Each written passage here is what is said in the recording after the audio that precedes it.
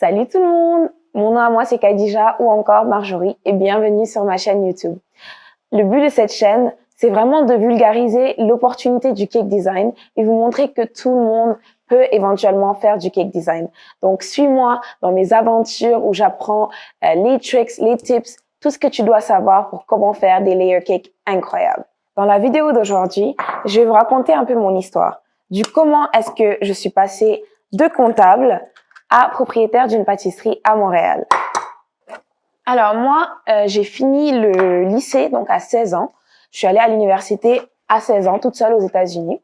Et j'ai décidé de faire de la comptabilité là-bas parce que je viens d'une famille assez conventionnelle où ils vraiment privilégient les études par rapport à tout en fait. C'était soit tu as ton diplôme, tu as un certificat et que tu travailles un 9 to 5 jusqu'à la fin de tes jours, ou bien rien en fait, ou bien t'as juste pas réussi ta vie. Donc ouais, j'ai fini mes études en mai de 2019 et j'avais déjà commencé à faire un stage en comptabilité dans une entreprise un an avant. Du coup, j'ai juste continué avec eux. Je suis restée avec eux pendant 3 ans et c'est après ces 3 ans que j'ai sauté le pas et que j'ai décidé que j'aimais faire du cake design. J'ai senti que j'aimais pas en fait la comptabilité depuis le début. Hein. C'est juste que l'université c'est super cher. J'avais déjà commencé dans cette lancée-là et je pouvais pas juste changer de trajectoire totalement. Du coup, j'ai juste persévéré là-dedans, mais je savais au fond de moi que je suis une personne de nature super créative. J'aime bouger, j'aime la dynamique et donc la comptabilité c'est assez stoïque quand même comme environnement. C'est la même chose tous les jours, donc ça me tentait pas plus que ça.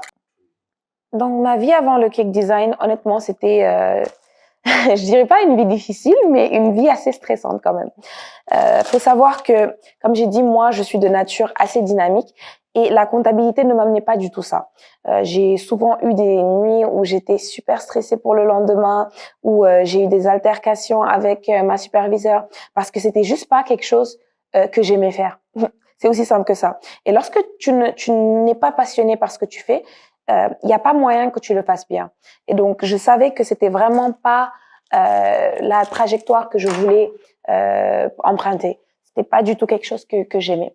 Et je me sentais pas du tout stimulée. Je me sentais comme un peu enfermée en fait dans ce milieu-là et coincée parce que il y avait pas vraiment d'autres issues pour moi. Et c'est de là en fait où j'ai commencé à faire de la pâtisserie pour le fun. Je le faisais vraiment strictement pour le fun. C'était pour la famille, les amis, et ça s'arrêtait là. Ça a toujours été le cas. Donc moi, depuis que je suis petite, j'ai toujours été passionnée de pâtisserie. Et donc, lorsque je me suis mariée, c'est devenu un mécanisme en fait. C'est devenu naturel pour moi de faire les pâtisseries pour le goûter ou bien pour le dimanche, etc. Par contre, c'était un processus super long. Je veux pas que vous pensiez que ça s'est fait en un jour et que c'était super facile. Mais là, ce que je dois faire, c'est finir mon petit déjeuner parce que je dois aller à la pâtisserie et je vous raconte tout ça.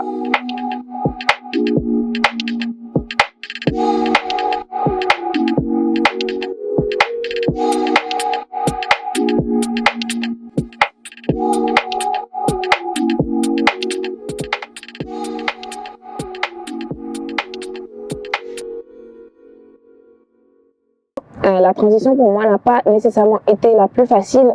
C'est parce que moi, je suis pas née dans un environnement d'entrepreneur. Donc, je suis pas née dans l'entrepreneuriat. Et j'ai d'ailleurs une anecdote assez drôle à vous raconter. Mes parents, lorsque j'étais à l'université, ils voulaient que je vende des crêpes. Parce que moi, j'aimais bien faire ça et j'en faisais pour mon goûter, pour mes amis. Et donc, ils m'ont dit, pourquoi pas ne pas vendre des crêpes. Donc, moi, je vous ai dit que mes parents sont conventionnels. Oui, c'est vrai. Mais ils sont aussi entrepreneurs. Parce que ma mère, elle a fait ses études en pharmacie et aujourd'hui, elle a sa propre pharmacie, donc elle est entrepreneur. Et donc, je me rappelle m'être embrouillée avec eux par rapport à ça parce que ils me demandaient trop, quoi. Ils voulaient que j'étudie, que j'ai de bonnes notes et aussi que je fasse des crêpes. Donc, Donc aujourd'hui, en rétrospective, je trouve ça super drôle parce que je vends des gâteaux pour vivre, quoi. Donc moi, de nature, je suis quelqu'un, j'adore la stabilité, j'adore la sécurité. J'aime savoir que au bout de mes 2 semaines, moi, j'aurai mon salaire, que je vais pas galérer ou quoi que ce soit. Et donc c'était difficile pour moi parce que l'entrepreneuriat, c'est pas du tout ça en fait. L'entrepreneuriat, c'est l'incertitude totale, c'est le contraire. Et donc c'était une de mes plus grandes peurs. Donc l'incertitude, me dire que je ne pourrais pas subvenir à mes besoins à la fin du mois, etc. Oui. Et lorsque je faisais ma transition, en fait, j'étais arrivée à un point où j'en pouvais tout simplement plus.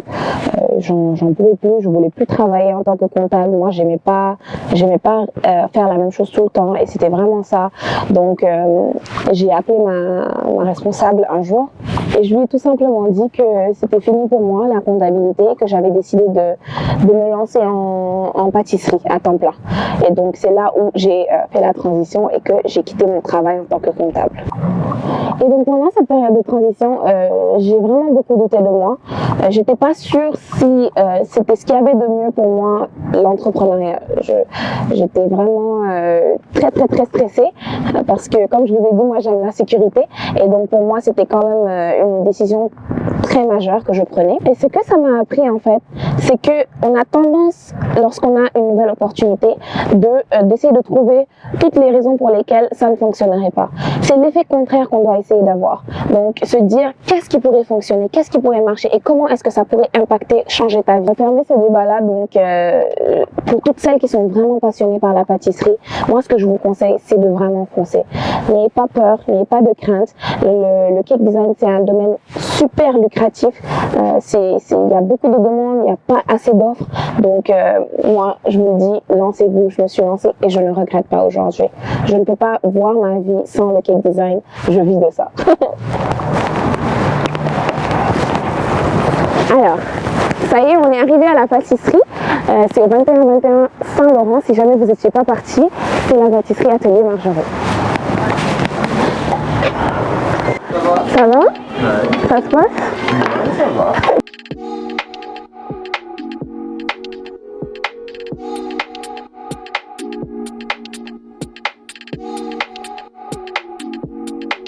Du coup, on a closé un deal avec Amazon.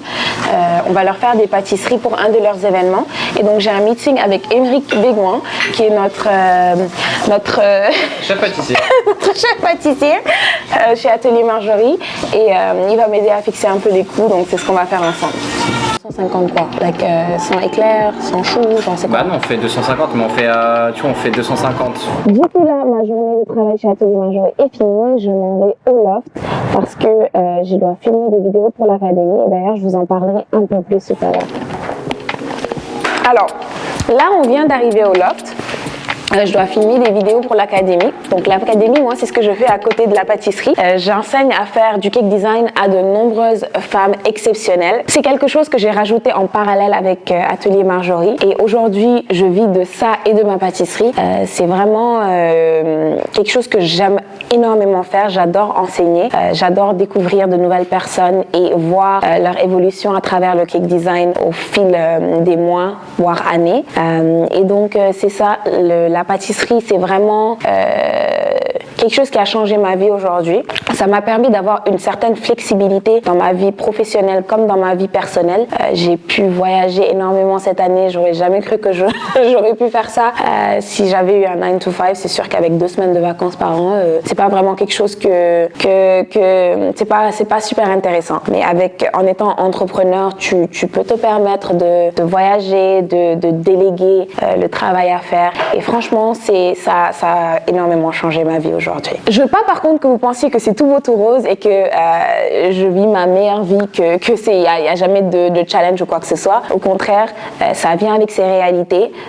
Ça prend beaucoup de travail acharné, mais à côté, vous avez cette flexibilité que je n'aurais pas eu si j'étais salariée. Donc au jour d'aujourd'hui, j'adore ma vie, je dirais, et je ne me vois absolument pas retourner à ma vie de salarié. À travers mon histoire, ce que je cherche à faire, c'est vraiment d'inspirer les femmes, que vous soyez jeunes, que vous soyez un peu plus vieilles, conseille à vraiment vous lancer dans le cake design. Je suis persuadée à 100% que c'est le domaine le plus lucratif en pâtisserie et c'est le véhicule le plus rapide et le plus facile pour obtenir une source de revenus supplémentaires dans vos vies. Et si vous avez une quelconque passion pour la pâtisserie, je vous invite à regarder mon webinaire qui est complètement gratuit, que je vais mettre quelque part en lien de description. À la prochaine tout le monde!